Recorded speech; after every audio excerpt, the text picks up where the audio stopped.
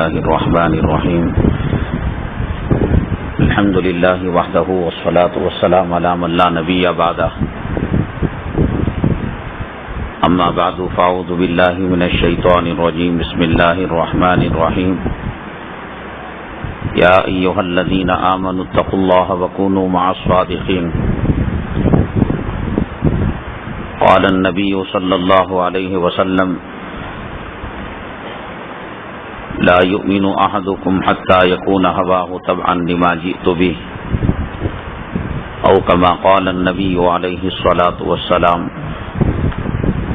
رب اشرح لي صدري ويسر لي أمري واحلل عقدة من لساني يفقهوا قولي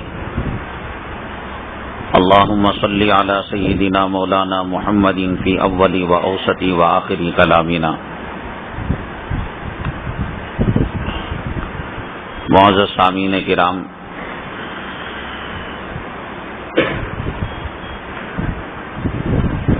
شیطان اللہ تبارک تعالیٰ کی طرف سے جو وعدہ کر کے آیا کہ انسان کو گمراہ کرے گا، تو اس کی کوشش یہی ہوتی ہے کہ ہر پل انسان کو ہدایت کے راستے سے ہٹائے اور گمراہی کے راستے پر چلائے. یاد رکھیے کہ شیطان اس کائنات میں سب سے زیادہ ہائی ٹیک علم رکھنے والا ہے. وہ بے وقوف نہیں ہے. عالم ارواح میں جب تھا تو فرشتوں میں اس کا ایک اونچا مقام تھا، عزت والا مقام تھا، اور یہ مقام بے وقوفوں کو نہیں ملتا. اتنا چالاک ہے کہ اس کو پتا ہے تاجروں کی، بزنس مین کی کیٹیگری کو کیسے گمراہ کیا جائے، عورتوں کو کیسے گمراہ کیا جائے، ان کے دل و دماغ کے اندر کیسی بات ڈالی جائے، نوجوانوں کو کیسے، عالموں کو کیسے، مدرسے کے محتمموں کو کیسے، سفیروں کو کیسے. ہر ایک کو، ڈاکٹر کو ڈاکٹری کے حساب سے، انجینئر کو اس کے لائن سے، ڈاکٹر کو وہ عالمانہ حساب سے گمراہ نہیں کرتا، عالم کو ڈاکٹری کے پیشے کے حساب سے گمراہ نہیں کرتا. ہائی ٹیک ہے، وہ کمپیوٹر کا علم جانتا ہے، سافٹ ویئر کا جانتا ہے، ہارڈ ویئر کا جانتا ہے، سائنس جانتا ہے، ٹیکنالوجی جانتا ہے، راکٹ ٹیکنالوجی جانتا ہے، ہوائی جہاز کا علم رکھتا ہے، بہت علم ہے اس کو. اسی لیے بعض اولیاء کرام رحمہم اللہ تعالی کے تعلق سے آتا ہے، ان کے وصال کے وقت، انتقال کے وقت وہ ان سے بحث و مباحثہ کرنے لگا توحید پر. توحید کا مسئلہ کائنات میں سب سے آسان مسئلہ ہے. اتنا آسان مسئلہ سیدنا امام اعظم ابو حنیفہ رحمۃ اللہ علیہ نے لکھا ہے، اگر کسی علاقے میں جو علاقہ آبادی سے کٹا ہوا ہو، دور دراز سمندر کے بیچ میں ایک چھوٹا سا جزیرہ، کبھی سیلاب آیا، طوفان آیا، کشتی ٹوٹی اور ایک عورت نے بچہ جنا، وہ بچہ تختے پر بیٹھ کر سمندر کی موجوں نے اس کو اس جزیرے کے اندر مٹی کے تودے کے پاس پہنچا دیا. نہ ماں ہے نہ باپ ہے، اب اس کو پتا نہیں کہ کپڑے پہنے کے پتے اپنے جسم کو ڈھانکیں، پھل کھائیں کہ روٹی کھائیں، کسی طریقے سے وہ زندہ رہ رہا ہے. تو فقہائے کرام اللہ تعالیٰ ان کے درجات کو بلند فرمائیں. جو فقہ کے منکر ہیں، ہمارے فقہائے کرام نے یہ کیا ہے کہ مسائل کو فرضی طور پر بنایا. ولو بالفرض، ایک انسان ایک مردہ عورت کا بوسہ لیتا ہے، کس کرتا ہے، گناہ کا کام کرتا ہے. ایک انسان کی انگلی میں غلاظت لگی ہے، ولو بالفرض وہ قید خانے کے اندر ہے اور اس کو بھول سے منہ میں لے لیا. سوال یہ کہ وہ گندگی پاک ہوئی نہیں ہوئی. یہ نہیں کہہ رہے ہیں کہ گندگی ہاتھ میں لگی ہو تو منہ میں چاٹ لو. یہ نہیں کہہ رہے ہیں کہ مردے کے ساتھ کوئی مردہ عورت کے ساتھ کوئی بوسا باسی کرے اور کوئی غلط کام کرے. اس زمانے کے اندر نہ تھیٹر تھا، نہ سنیما، نہ ڈرامہ. بے پردہ عورت کا تصور نہیں تھا، بے حیائی تو بہت دور کی بات. آج بھی اتر پردیش اور راجستھان کے کئی علاقوں کے اندر دیہاتوں میں پردہ عورت کے ساتھ لگا ہوا ہے. یہاں پردہ مسلمان عورت کے ساتھ لگا ہوا ہے. ہندو عورت، مراٹھی عورت اور غیر قوم عورت وہ یہ سمجھتی ہے کہ اس کے سر پر گھونگھٹ ہونا چاہیے. اس گئے گزرے زمانے میں، اس زمانے کے اندر جب خیر ہی خیر تھا تو انہوں نے کیا کیا، مسائل کو ولو بالفرض، ایک آدمی چوری کر لے، ایک آدمی انڈا چرا لے، ایک آدمی مرغی چرا لے ذبح کر کے، ولو بالفرض ایسا نہیں ہوتا تھا. ایک آدمی نے کہا کہ اگر میں جنت میں افطاری نہ کروں، روزہ رکھ لیا اور کہا کہ جنت میں افطاری نہ کروں تو تجھ پر 3 طلاق. یہ کون سی مصیبت گئی؟ جنت تو مل رہی ہے موت کے بعد. ولو بالفرض اگر کہتا ہے، کسی نے کہہ دیا، اللہ امام اعظم ابو حنیفہ رحمۃ اللہ علیہ، امام شافعی، امام مالک، امام احمد ابن حنبل اور ہمارے اولیاء کرام کے مراتب کو بلند فرمائے. انہوں نے شریعت کو ہمارے لیے آسان کر دیا. اگر قرآن ہم کو دے دیا جاتا کہ تم سمجھ لو، 40 سال سے ہم سورہ فاتحہ پڑھ رہے ہیں، آج تک سورہ فاتحہ کا معنی اور مطلب کا پتہ نہیں ہمیں. یہ انہوں نے آسان کر دیا، ترجمے لکھ دیے، معنی بتا دیا، مطلب بتا دیا. اور ولو بالفرض مسائل کیا ہوگا اس کا؟ تو ابو حنیفہ رحمۃ اللہ علیہ کے زمانے میں ہوا. تمام علماء نے، فقہا نے کہا ارے بھائی جنت جو ملے گی وہ موت کے بعد ملے گی، اس دنیا میں جنت کہاں؟ آدمی کو مرنا پڑے گا، قبر میں منکر نکیر کے سوالوں کا جواب دینا پڑے گا، آخرت آئے گی، نامہ اعمال سیدھے ہاتھ میں یا ڈامے ہاتھ میں دیا جائے گا.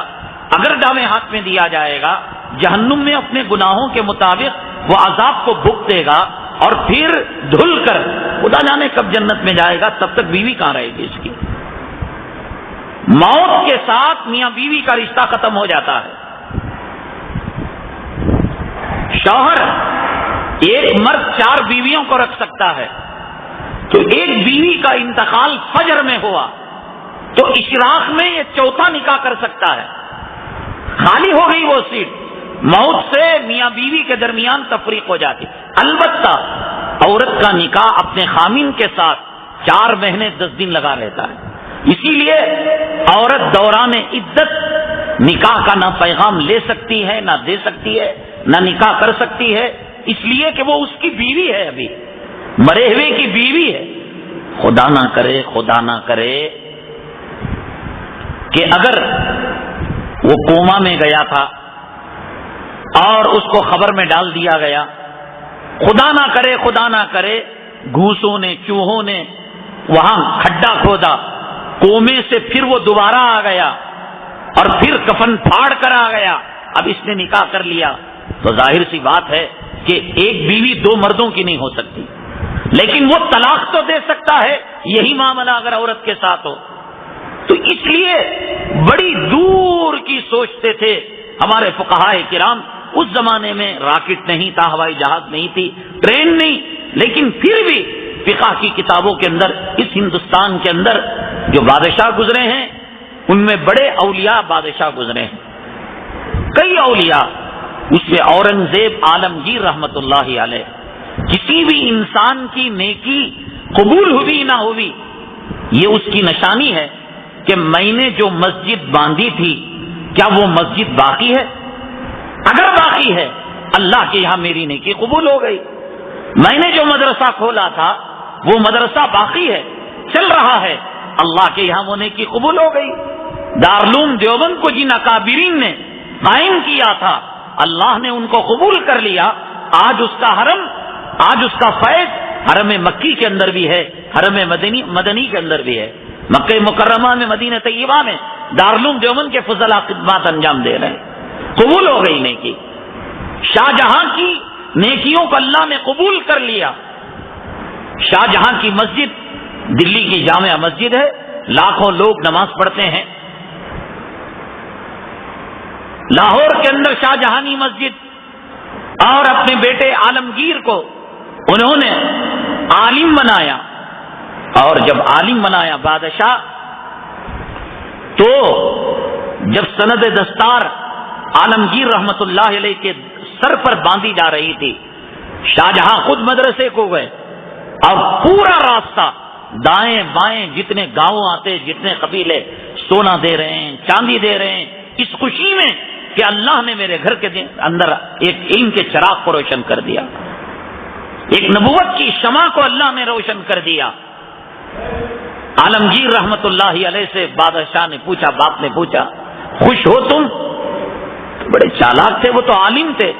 عالمگیر رحمت اللہ علیہ نے کہا، تو بادشاہوں کا مزاج ہوتا ہے، تو خوش ہوتے ہیں تو خزانوں کا منہ کھول دیتے ہیں، سونا دیتے ہیں، چاندی دیتے ہیں، اور لنگر کھول کر رکھ دیتے ہیں، پیٹ بھر کر کھلاتے ہیں۔ یہ کون سا کمال ہوا؟ کیا تم نے میرے استاد کو پوچھا کہ میرے استاد کی کیا تمنا ہے؟ کہا کہ بات تو صحیح ہے کہ اسی نے آپ کو عالم بنایا ہے۔ تو عالمگیر رحمت اللہ علیہ کے استاد لاہور اس زمانے میں کٹا ہوا نہیں تھا، پاکستان کٹا ہوا نہیں تھا، سری لنکا، بنگلہ دیش، ہندوستان، پاکستان، یہ سب علاقے تھے، ایک افغانستان تک ملا ہوا تھا، اس پر ان کی حکومت تھی۔ تو کہا بات تو صحیح ہے، تو استاد سے پوچھا، استاد نے کہا کہ یہاں جو مدرسہ ہے وہ ندی تھی یا تالاب تھا، پانی آ جاتا تھا، تو آپ اس کو صحیح کروائیے کہ برسات کے دنوں میں کتابیں بھیگ جاتی ہیں، طلبہ پریشان ہوتے ہیں۔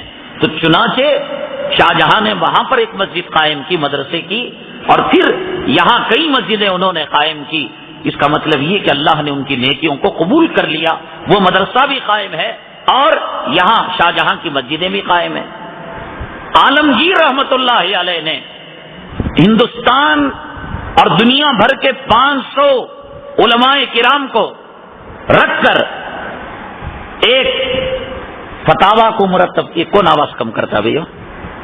مولوی صاحب دیکھے ہوا کیوں انگلی کرتے ہیں؟ وہ جب سننا ان کو نہیں ہے تو پیچھے سے آواز کیوں کم کرنا؟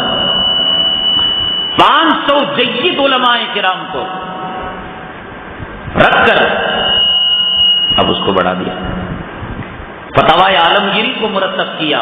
اس کے اندر انہوں نے فرضی مسائل، انسان جا رہا تھا نماز کو ٹھوکر کھا کر گر گیا، اس نے کہا اپنی بیوی کو تو کیلا کھائے گی تو طلاق، مئی کے جائے گی تو طلاق، روزہ رکھا اور میں نے افطار جنت میں نہیں کی۔ ایسے فرضی مسائل رکھے اس لیے کہ تاکہ آئندہ کے علماء اور آئندہ کے مفتیان کرام کے لیے سہولت ہو۔ تو اس کے اندر اس زمانے میں مسئلہ پیش، انہوں نے کہا ایک مسئلہ پیش آیا یا فرضی مسئلہ تھا کہ خامن نے بیوی سے کہا کہ اگر میں جنت میں افطار نہ کروں تو تم پر 3 طلاق۔ علماء نے کہہ دیا، فقہاء نے کہہ دیا، تیری بیوی ہاتھ سے نکل گئی، جنت تو موت کے بعد، قبر کے بعد، عالم برزخ کے بعد اور پل صراط سے گزرنے کے بعد ملتی ہے، ایسے تو نہیں ملنے کی۔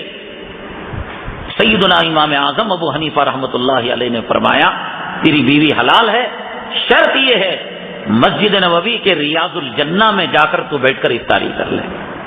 اللہ کے نبی صلی اللہ علیہ وسلم نے فرمایا ما بین ممبری و بیتی روضۃ من ریاض الجنہ، میرے ممبر اور میرے روضہ حضرت عائشہ صدیقہ رضی اللہ تعالیٰ عنہ کا جو کمرہ ہے، اس درمیان جو ٹکڑا ہے یہ ٹکڑا جنت کا ٹکڑا ہے، اور اتنا جنت کا ٹکڑا ہے کہ اگر کوئی آدمی قسم کھاتا ہے کہ میں جنت میں 2 رکعت نماز پڑھوں گا تو وہاں اگر وہ 2 رکعت نماز پڑھ لے گا اس کی قسم پوری ہو جائے گی۔ اللہ تبارک تعالیٰ نے امت محمدیہ صلی اللہ علیہ وسلم پر کتنے انعامات کیے۔ بھائی تو جو آؤٹ ڈور بیانات ہوتے ہیں اس کے اندر ہزاروں کا مجمع ہوتا، 25,000 30,000 لوگ ہوتے ہیں، پورا گاؤں کا گاؤں جلسہ گاہ ہوتا ہے، عجیب، وہاں غیر مسلمین بھی، انٹیلیجنس بھی، پولیس والے بھی، میں تو یہ کہتا ہوں، آپ ہمارے بیانات میں سنے ہوں گے کہ میں اگر چاہوں ولو بالفرض کتے کا پالنا جائز نہیں، اپنی سیکورٹی کے خاطر میں کتے کو رکھوں اور مجھے وائٹ ہاؤس جانا پڑے کسی میٹنگ کے سلسلے میں، اور میں جانا چاہوں جا سکتا ہوں، دنیا کی کوئی طاقت اوباما کا خاندان اس کا باپ نہیں روک سکتا، اجازت ہوگی کسی بات کی میراث نہیں، ایک اپلیکیشن دینے، ایک میٹنگ اٹینڈ کرنے آدمی جا سکتا ہے، تو میں کہوں گا کہ میرے کتے کے بغیر میں نہیں آ سکتا، تو وہاں کی پارلیمنٹ سیکورٹی کہیں گے کہ ٹھیک ہے ہم کتے کو چیک کریں گے اور کتے کو آنے دیں گے۔ لیکن اللہ کی کتنی بڑی نعمت ہے، حرمین شریفین کی ہمارے پاس، ریاض الجنہ کی، صفا مروہ کی، مزدلفہ کی، مطاف کی، حتیم کی، حجر اسود کی، کہ آپ جب جدہ سے حرم پاک کی طرف جاتے ہیں تو کیلنڈر کے اندر رحل کی شکل میں ایک ڈیٹ دیکھا ہوگا جس کو باب الحرم کہتے ہیں، کہ وہاں صاف لکھا ہوا ہے کہ تو دنیا کے زمین و آسمان کے خزانوں کا مالک ہو جائے لیکن تیرے پاس محمد صلی اللہ علیہ وسلم کا کلمہ نہیں ہے، خبردار تو قدم نہیں رکھ سکتا، اگر تو قدم رکھے گا تو تجھے گلا کاٹ دیا جائے گا، نان مسلم ناٹ الاؤڈ، ایک راستہ نکلتا ہے ایگزٹ کا، یہاں سے نکل کر بھاگ جا ظالم، انما المشرکون نجس فلا یقربوا المسجد الحرام بعد عامهم هذا۔ فتح مکہ کے بعد آیت نازل ہو گئی کہ ایک شرک ناپاک چیز ہے، مسلمان کے جسم پر گندگی بھی لگ جائے، غلاظت بھی لگ جائے، ایمان کا نور ہے، وہ غسل کر لے گا پاک ہو جائے گا، وہ حرم پاک کے اندر آئے گا۔ اللہ کی کتنی بڑی بڑی نعمتیں ہیں۔ میں یہ عرض کر رہا تھا کہ شیطان انسان کو عجیب و غریب قسم کا دھوکہ دیتا ہے، آج اس دھوکے کے انسان شکار ہو گئے۔ شریعت مطہرہ میں احکامات میں دو چیزیں ہیں، ایک امر بالمعروف اور دوسرے نہی عن المنکر۔ امر بالمعروف، معروفات کا حکم دینا، نماز پڑھو، کسی کے باپ کا کچھ نہیں جاتا، داڑھی رکھو، پردہ کرو، حلال کھاؤ، کس کے باپ کا کیا جاتا ہے، کسی کو کچھ نہیں لگتا امر بالمعروف کے اندر۔ اب ہندوستان کے اندر یا تقریباً پوری دنیا میں یہ فضا بنی ہے کہ بھئی مثبت انداز سے کام کرو، امر بالمعروف کرو، نہیں عن المنکر، نہیں وہ سب نہیں، یہ معروف آئے گا اجالا، اندھیرا خود بخود چلا جائے گا۔ اللہ تعالیٰ جب معروف کے آنے پر منکر چلا جاتا خود، تو دو چیزیں کیوں لاتا اللہ تعالیٰ؟ بیکار میں لایا؟ کنتم خیر امت اخرجت للناس، تم بہترین امت ہو جو لوگوں کے لیے نکالی گئی ہو، کیا کام ہے تمہارے؟ تأمرون بالمعروف وتنہون عن المنکر، تم امر بالمعروف بھی کرو، نیکیوں کا حکم بھی دو اور برائیوں سے بھی روکو۔ بڑی بدقسمتی کی بات یہ ہے، ہندوستان میں جتنی تنظیمیں، جماعتیں، تحریکیں، خطبہ، علماء، واعظ و نصیحت کی محفلیں، آٹے میں نمک زیادہ ملے گا اس سے کم تعداد کے اندر نہیں عن المنکر پر کام کرنے والے لوگ ملیں گے۔ بھئی ایک ڈرم زمزم رکھنے کا حکم دینا، شرابی بھی رکھ لے گا، کبابی بھی رکھ لے گا، لیکن یہ کہنا کہ اس کے اندر پیشاب کا خطرہ مت ڈالو، اس کے اندر ناپاکی کا ہاتھ مت ڈالو، اس میں جنابت کا ہاتھ مت ڈالو، اس میں شراب کا خطرہ مت ڈالو، یہ کس کی ہمت؟ نماز پڑھنے کا حکم دینا آسان ہے، لیکن یہ کہنا کہ حرام کا ایک لقمہ اگر پیٹ کے اندر رہے گا، نماز تو نماز، اس کی دعا 40 دن تک اللہ قبول نہیں کرتا۔ بھر دو مسجدیں، عمرے میں آنے والوں کی کمی ہے، مسجدوں کی کمی ہے۔ اللہ نماز تعداد نہیں دیکھتا، کوالٹی دیکھتا ہے، کوانٹٹی نہیں دیکھتا، اللہ کوالٹی دیکھتا ہے اللہ تبارک تعالی، کہ جس چہرے پر سنت نہیں ہے، یہ چہرہ کیا نماز کی حالت میں اللہ کو دکھانے کے لائق ہے؟ نماز کو کہنا آسان ہے، بغیر داڑھی والے کو پہلی صف میں کھڑانا آسان ہے، لیکن حدیث پاک کے اندر آتا ہے کہ ان تعبد اللہ کانک تراہ فإن لم تکن تراہ فإنہ یراک۔ بیوی جس کپڑے میں ہمیں ناپسند لگتی ہو، ہم نے منع کر دیا، بیگم یہ کپڑا مت پہنو، ہمیں ہمارا دل جلتا، اس کپڑے کے اندر جھگڑا ہوا تھا، تمہارے باپ نے ہمیں گالی دی تھی، تمہارے بھائی نے ہمیں گالی دی تھی. اب بار بار بیوی وہ کپڑا پہنے, اس کا مطلب وہ کہ دل جلانا چاہتی ہے. اللہ کو یہ چہرے پسند ہے, نبی کو یہ چہرے پسند ہے. ٹی شرٹ پہنا ہوا ہے, رکوع میں جاتا ہے, پاخانے کی جگہ کی لکیر دکھائی دیتی ہے, نماز ہوتی ہے اس کی. نماز کی فضیلت کہنا آسان ہے, لیکن نماز کو نماز کے طریقے پر پڑھوانا یہ کس کی ذمہ داری ہے؟ کتنی تحریکیں اور کتنی جماعتیں کام کرتے ہیں. بلکہ کسی گاڑی کے اندر ایکسیلیٹر ذرا کم ہو, لیکن بریک تو ہونا ضروری ہے. جو گاڑی بغیر بریک کے ہوتی ہے وہ حادثے کا شکار ہوتی ہے. جو کام, جو تنظیم, جو جماعت, جو تحریک, جو مولوی اور جو تقریر امر بالمعروف تو ہو اور نہیں انل منکر نہ ہو, تو وہ بغیر بریک کی گاڑی ہے, کبھی بھی حادثے کا شکار ہو سکتی ہے. ایسی نمازوں سے کوئی فائدہ نہیں. اللہ نہ ہمارے سجدوں کا محتاج ہے, نہ ہماری نمازوں کا محتاج ہے.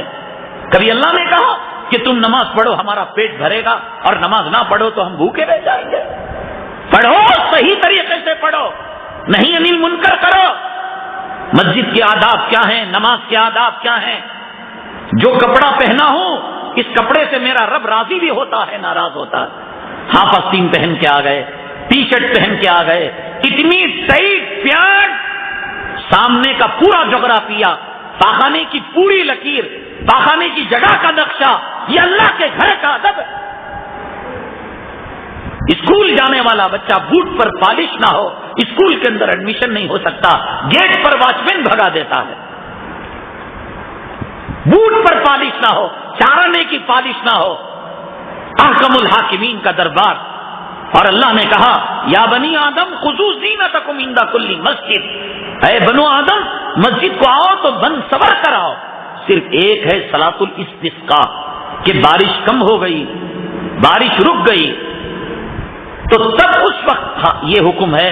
آدمی پھٹے پرانے پیمن لگے کپڑے, جانوروں کو لے کر, بکریوں کو لے کر, گائیوں کو لے کر, بیل کو لے کر کھلے میدان میں, اور دعا ایسے نہ کرتے ہیں, وہ دعا ایسے الٹی, اے اللہ حالت بدل دے, اور یہ حالت دیکھ کر تجھے رحم آ جائے. معلوم اللہ کو ریمنڈ کا جوڑا رکھا ہوا ہے, معلوم اللہ کو سوٹ رکھا ہوا ہے, صرف صلاۃ الاستسقاء کے اندر. ورنہ اللہ کے نبی صلی اللہ علیہ وسلم کے پاس ایک گیرو کلر کا جوڑا تھا, جس کو صرف آپ جمعہ میں یا کوئی باہر کے بادشاہ کا ایمبیسیڈر اور نمائندہ آتا تو اسے پہنا کرتے تھے, ایک عزت تھی. آج وہ بات ہے, میکینک کا کام کر رہا ہے, لگا ہوا ہے, گریس لگا ہوا ہے, بیڑی مار کر منہ سے کتا مرا سو باس آ رہی ہے, پان پراگ کھا کر بدبو آ رہی ہے, پسینے کی بدبو ہے. ہم کہتے ہیں کہ ایک جوڑا, جب ایل کے جی یو کے جی بیبی سٹنگ والوں کے لیے یونیفارم ہے, اللہ کے گھر کو آئے ہیں, وضو کیوں رکھا گیا؟ کیا ہوتا ہے وضو میں؟ اتنا دھونے سے کیا ہو جاتا؟ اہتمام. اللہ کے گھر میں جا رہے ہو, اپنے ظاہر کو تم پاک کر کر جاؤ, عطر لگا کر جاؤ, کپڑے اچھے پہن کر جاؤ, اللہ تعالیٰ کو رحم آ جائے, کرم آ جائے. ایک کاؤنسلر کے گھر کو جاتے ہو یا ایم ایل اے کے گھر کو جاتے ہو, کہنے کا مطلب نماز کی دعوت دینا آسان, اور نمازی کو نمازی بنانا یہ بہت مشکل. اور یہ کام کون کر رہا ہے بھائی؟ میری مسجد میں, آپ کی مسجد میں, ان کی کہاں ہو رہا ہے یہ کام؟ اور نہیں انل منکر, اتنا خطرناک معاملہ ہے, اتنا خطرناک معاملہ ہے کہ آپ نے سنا ہوگا کہ اللہ تبارک تعالیٰ نے ایک بستی کو الٹنے کا حکم دیا. تو ایک آدمی تو بڑا نیک تھا, اس میں بڑا اللہ والا تھا, نہ تہجد چھوٹتی, نہ اشراق چھوٹتا, نہ اوابین چھوٹتے, نہ ذکر, نہ ہاتھ سے تسبیح ہٹتی. تو فرشتے آ کر یہ پیرانے پیر, یہ اللہ والے, ہم کیسے اس بستی کو الٹیں؟ یہ تو ہزاروں ان کے مریدین ہیں, ہزاروں ان کے مشائخ ہیں. کر اللہ تعالیٰ سے کہا, اے اللہ ہمیں ہمت نہیں ہو رہی ہے, اس بستی کو الٹ دیں, عذاب لائیں. اللہ نے کہا پہلے اس کو مارو, ظالم کو. اللہ کا حکم تھا, آرڈر تھا, مار تو دیا. مارنے کے بعد اللہ کے پاس گئے اور جا کر پوچھا, اے اللہ عجیب معاملہ ہے کہ آپ نے ان کو مارنے کا, بستی کو الٹنے کا حکم دیا, اور پہلے اس نیکوکار کو برباد کرنے کا حکم دیا. فرمایا کہ یہ نیکی تو کرتا تھا, لیکن دوسرے لوگوں کو برائیوں سے نہیں روکتا تھا. ہم نماز پڑھ رہے ہیں, ہماری بیوی پڑھ رہی, ہمارے بچے پڑھ رہے ہیں, اور جو مسجد کے اندر ہمارے طور طریقے ہیں.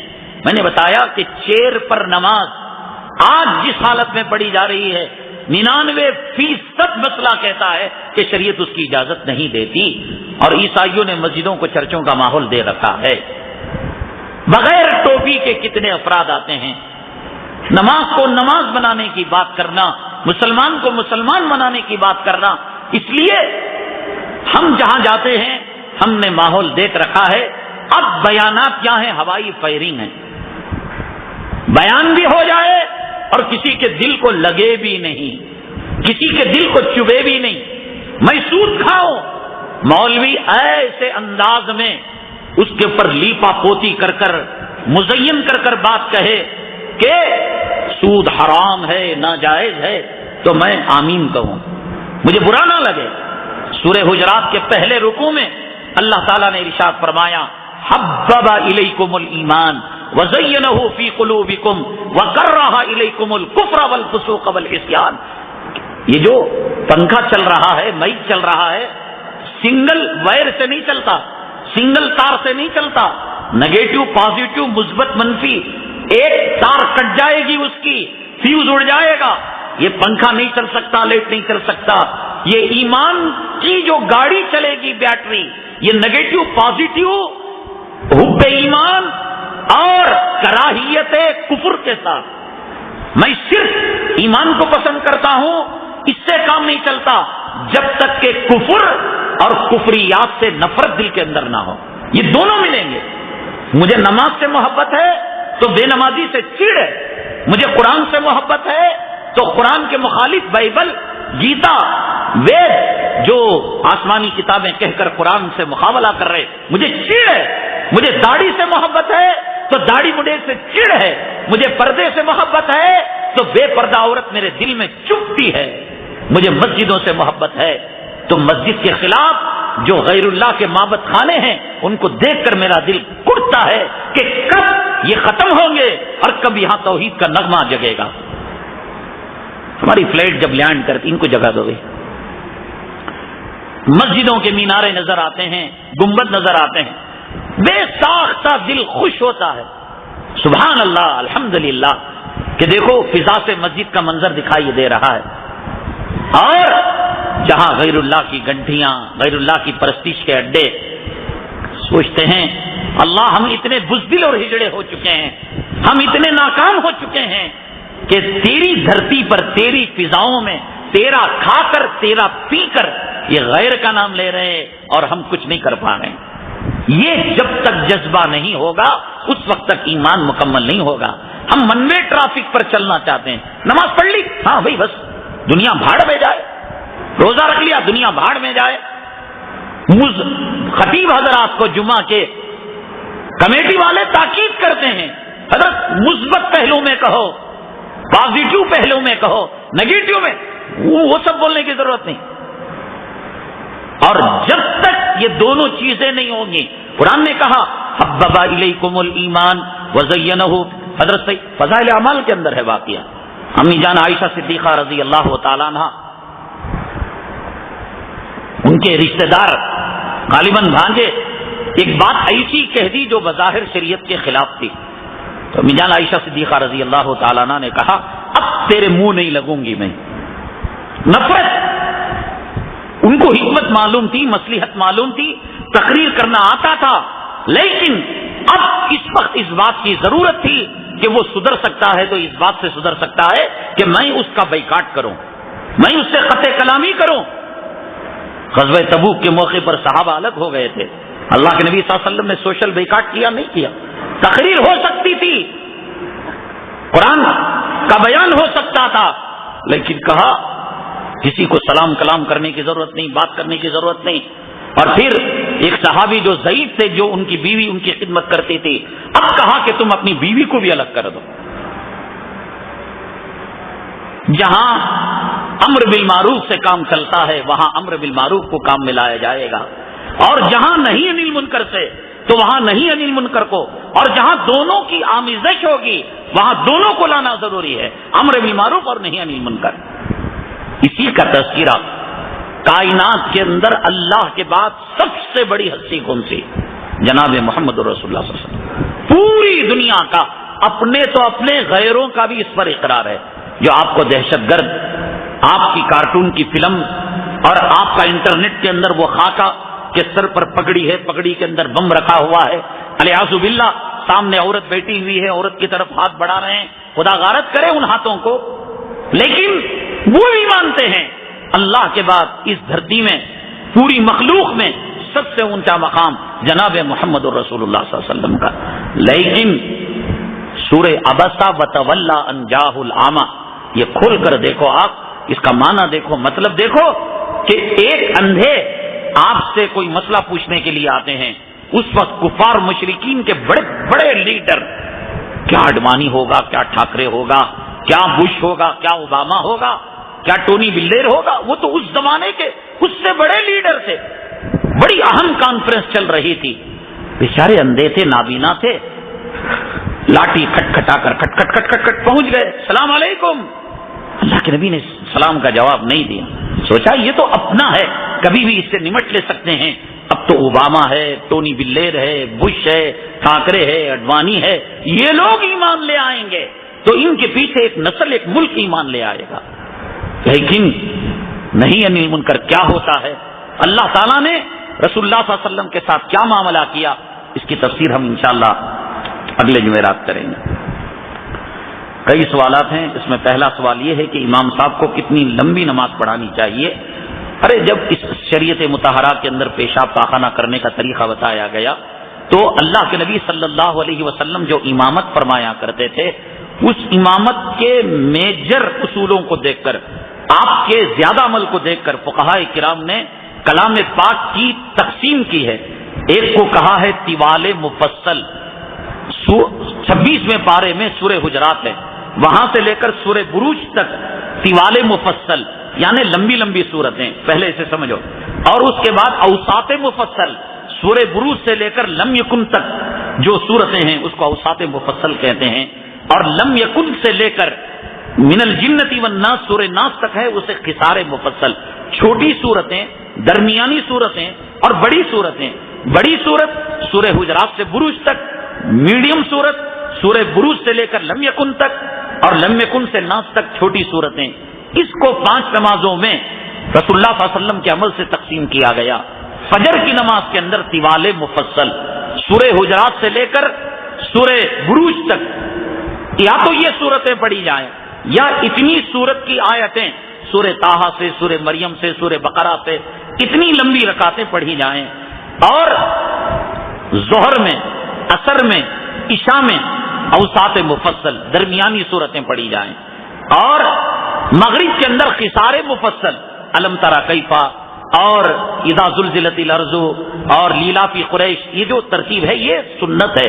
لیکن میں کہتا ہوں کہ حضرت معاذ رضی اللہ تعالیٰ عنہ کے زمانے میں حضرت معاذ نماز پڑھایا کرتے تھے. کھیتی باڑی کرنے والے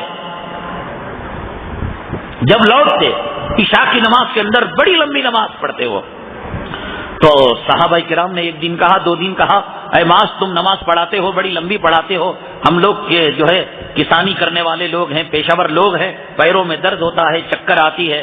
ان کو تو قرات کا مزہ، اللہ سے ملاقات کا مزہ تھا. ارے جاؤ، تم کو نماز میں طبیعت نہیں لگتی، کھیتوں میں طبیعت لگتا ہے، دکان میں طبیعت لگتی ہے، چلو. اب 1 ہفتہ 2 ہفتہ کہا، مانا نہیں. رسول اللہ صلی اللہ علیہ وسلم سے شکایت کر دی. اللہ کے نبی صلی اللہ علیہ وسلم نے حضرت معاذ کو بلایا اور بلانے کے بعد کیا جملے فرمائے، انت فتان یا معاذ، اے معاذ کیا تم قوم کو فتنے کے اندر مبتلا کر رہے ہو؟ میں یہ کہتا ہوں اپنی نماز 2 رکعت میں 30 پارے پڑھ لو، جاؤ پوری رات پڑھو، لمبی لمبی پڑھو. لیکن آج کے اس پرفتن ماحول کے اندر اماموں کو چاہیے کہ وہ مختصر نماز پڑھائیں. آدمی دکان سے نکلتا ہے، ابھی 1.5 انہیں ابھی جو ہے 12 منٹ 14 منٹ نماز پڑھاتا، کھڑو کھڑو آ کر انہیں پیشاب کو جانا، پیخانے کو جانا، فارغ ہونا، پھر آیا تو پہلی رکعت ملنا، دوسری رکعت ملنا. ایسا نہیں کرنا، مختصر نماز پڑھانا. میں جب جو ہے ابھی تو 1 سال سے امامت میں باہر کے پروگراموں کی وجہ سے فارغ ہوں، صرف خطابت کر رہا ہوں، بالکل مختصر وقت میں. اور نتیجہ یہ ہوتا تھا کہ 100% لوگ تکبیر تحریمہ سے پڑھتے. ان کو معلوم تھا کہ بھئی مولانا کے پیچھے جائیں گے نماز چھوٹ جائے گی، لے بھاگ بھاگ کر آ جاتے. تو تو نماز تو مل جاتی. اور جو لوگ دیر سے پڑھاتے ہیں تو کہتے ہیں وہ تو ابھی بہت دیر لمبا کھینچے گا, وہ مظاہر قرات پڑھے گا, قاری عبد الباسط کا وہ سب مظاہر قرات. حرمین شریفین کے ائمہ دیکھو کیسا قرآن پڑھتے ہیں, بالکل سادہ انداز میں, سادگی کے اندر مزہ ہوتا ہے. نماز کے اندر مظاہر قرات کرنے کی ضرورت نہیں, دعا کے اندر مظاہر قرات کرنے کی ضرورت نہیں ہے. اچھا, ایک شخص کی بیوی لڑ کر میکے چلی گئی ہے, اپنے خاوند سے لڑ کر میکے چلی گئی ہے, تو اس کا نان نفقہ کس کے ذمہ ہے؟ کیا اس کے ماں باپ برداشت کریں گے, یا اپنے پیسوں سے کھائے گی, یا خاوند دے گا؟ دیکھو مسئلہ یہ ہے, وہ لڑے, وہ کٹے, وہ بھنے, وہ جلے, یا وہ اپنی رہے, ہر حالت کے اندر خاوند پر فیصلہ ہونے تک نان نفقہ واجب ہے. چاہے لڑ کر میکے چلی گئی, یہ ہماری اخلاقی ذمہ داری کہ ہم اس کے باپ کو, اس کی ماں کو, یا اس کے پاس اس کا نان نفقہ پہنچا دیں. اوسطاً جو خرچہ آتا ہے ماہانہ 5,000 روپے, 3,500 روپے, ہماری حیثیت اور اس کی حیثیت کے مطابق دینا ضروری ہے. وہ اپنی مرضی سے کہتے ہیں غیرت کی, جا, جب تیرے سے لڑ کر آ گئی, تیری روٹی کی ضرورت نہیں, بوٹی کی ضرورت نہیں, نان نفقے, تو وہ کہہ دے تو الگ بات ہے, ورنہ قیامت کے دن دامن پکڑے گی. اچھا, یہ حنفی حضرات قدموں سے قدم ملا کر کھڑتے ہیں, اور بخاری شریف کی روایت کے اندر مونڈے سے مونڈا ملانے کی بات آئی ہے. روایت ہے کہ مونڈے سے مونڈا ملاؤ اور قدم سے قدم ملاؤ. دیکھو بھائی, یہ جو بخاری جس کو غیر مقلدین اہل حدیث کہتے ہیں, مونڈا ملانے کی کوشش کرتے ہیں, پیر چوڑا کرتے ہیں, پیر سے پیر ملانے کی کوشش کرتے ہیں. میں نے آپ کو بتایا مفتی ضرب علی خان صاحب نماز میں کھڑے ہوئے تھے اور ایک غیر مقلد آ گیا. اب وہ چھوٹا کرتے وہ چوڑا کرتا, وہ چھوٹا کرتے وہ چوڑا کرتا. حضرت نے کہا کہ ایک مارا لات میں نے گدھے کی طرح اس کو, تو پھر اس کی عقل آئی, اور اس کے بعد پھر حضرت نے اس کو حدیث بتائی. تو اب وہ لوگ اسی حدیث سے استدلال کرتے ہیں کہ مونڈے سے مونڈا ملانا چاہیے اور پیر سے پیر ملانا چاہیے. دیکھو بھائی, سب کے قد یکساں نہیں رہتے, ایک گڈھا رہتا ہے, ایک لمبا رہتا ہے. اب مونڈے سے مونڈا کیسے ملائیں گے؟ اب انہیں لمبا ہے نا انہیں گڈھو ہو جانا, گڈھو ہے نا اسے نیچے سے جاگ دینا گاڑی کا, یہ کیسے ہو سکتا؟ تو اس لیے علماء نے کہا, فقہا جو محدثین ہیں اللہ ان کے درجات بلند کرے, یہ سب ہر زبان کے محاورے ہوا کرتے ہیں. ہم نے بچے سے پوچھا بھائی بچے کیوں نہیں گئے اسکول؟ کیا اسکول نہیں ہے؟ اسکول تو ہے, تعلیم نہیں ہے. ایک محاورہ ہے. ہم جاتے ہیں اتر پردیش کے علاقوں میں, یہ سڑک کہاں جاتی ہے؟ وہ کہتا ہے کہ بھئی یہ جائے گی مظفر نگر جائے گی, سہارنپور جائے گی. ارے بیوقوف, سڑک تو وہیں رہتی ہے, جانا تجھے گاڑی کو. ایک محاورہ ہوتا ہے, سمجھ گئے؟ ایسے ہی اللہ کے نبی صلی اللہ علیہ وسلم نے مونڈے سے مونڈا قدم سے قدم ملانے کی جو بات کہی, یہ بطور عربی محاورے کی کہی, ورنہ ایک آدمی لمبا ایک آدمی چھوٹا, اور ایک آدمی کے قدم چھوٹے ایک آدمی کے چوڑے ہوتے ہیں, پیر ملائیں گے مونڈا الگ ہو جائے گا, مونڈا ملائیں گے.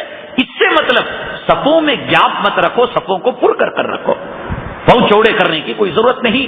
فقہا نے کہا یہ جو ہر آدمی کا 4 انگل ہے, 4 انگلیاں, یہ 2 پیروں کے درمیان رکھنا مستحب ہے.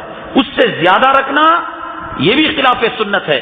3 انگلیاں کے اوپر رکھنا یہ بھی خلاف سنت ہے. 4 انگلیاں اور وی ٹیپ رکھتے ہیں, آنکھوں کھڑ گئے تو ایک ادھر ایک ادھر, قبلہ رخ بالکل سیدھا اپنے جو ہے پنجوں کو رکھنا. الیکشن کا زمانہ میں نے بتایا کہ ووٹ جو ہے ضرور استعمال کریں. ایک ووٹ کی وجہ سے ممکن ہے کہ باطل فرقہ پرست جماعت کہیں ایک ووٹ کی وجہ سے, ہمارے نہ دینے کی وجہ سے, ضرور آپ یہاں سے فارغ ہو کر خود بھی ووٹ دیں اور اپنے دوست و احباب رشتہ داروں کو ساتھ لے جا کر, خواتین کو ساتھ لے جا کر, ایک ووٹ کہیں ہماری غفلت سے کہیں فرقہ پرست کو طاقت نہ پہنچا دے. تو انہوں نے پوچھا ہے کہ دوسروں کے نام کا ووٹ ڈالنا یا اپنا ووٹ 2 مرتبہ ڈالنا, یہ دونوں غلط ہے, ناجائز ہے. اپنا ووٹ بھی ڈالو, 1 مرتبہ ڈالو, اور دوسرے کا نام کا ووٹ ڈالنا حرام ہے, ناجائز ہے. وضو کے بعد آسمان کی طرف دیکھنا اور کلمہ پڑھنا, کلمے کی انگلی اٹھانا کیسا ہے؟ بعض لوگ وضو کرنے کے بعد اشہد ان لا الہ الا اللہ ایسا کرتے ہیں.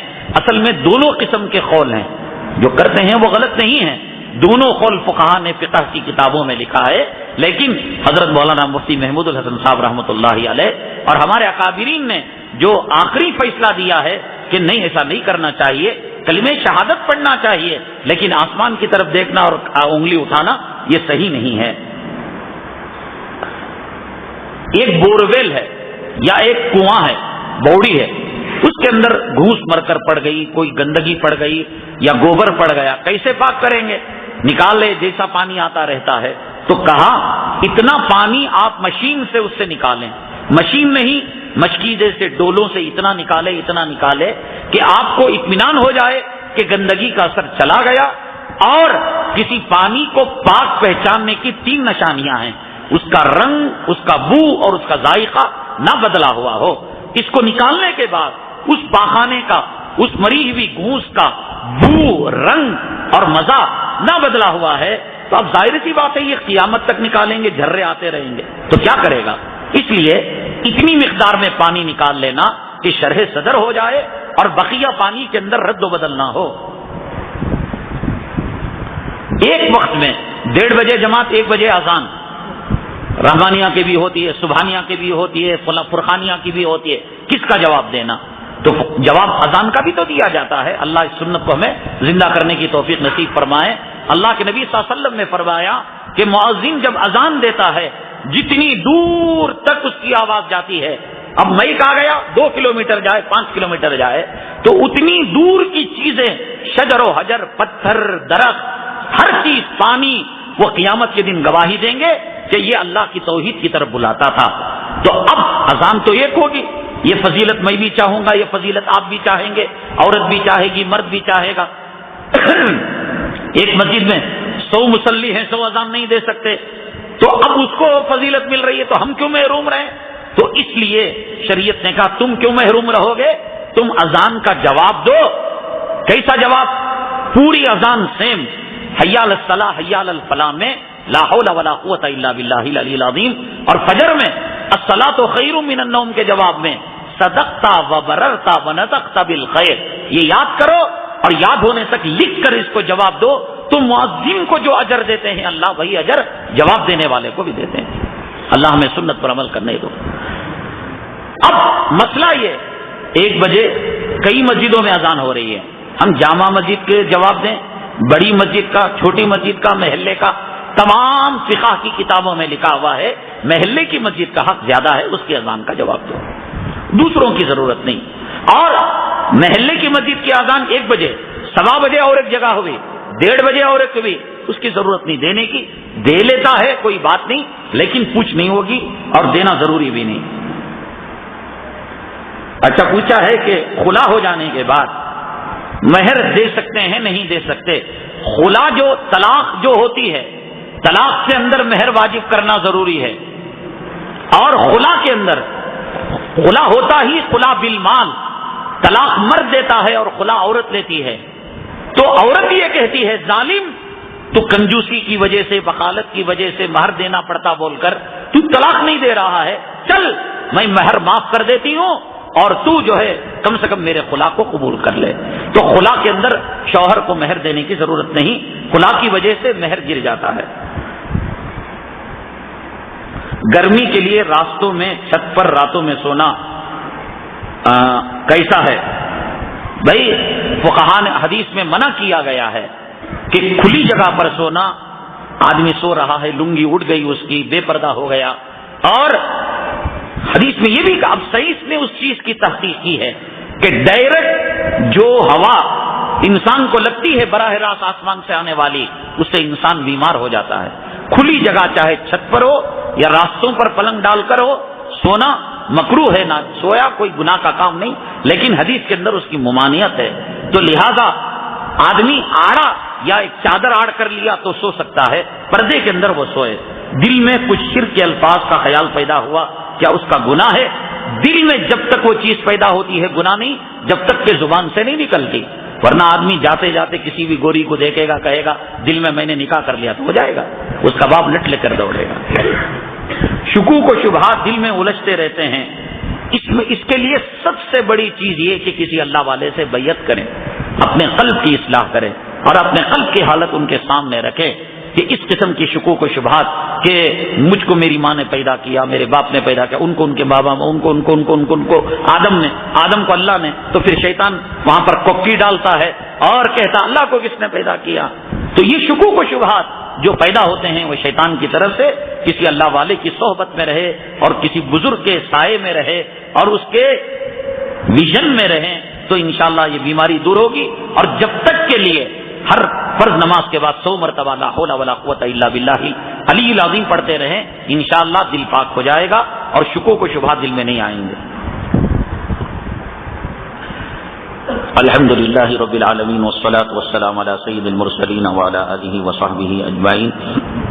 اللہم انفعنا بما علمتنا وعلمنا ما ينفعنا وزدنا علما.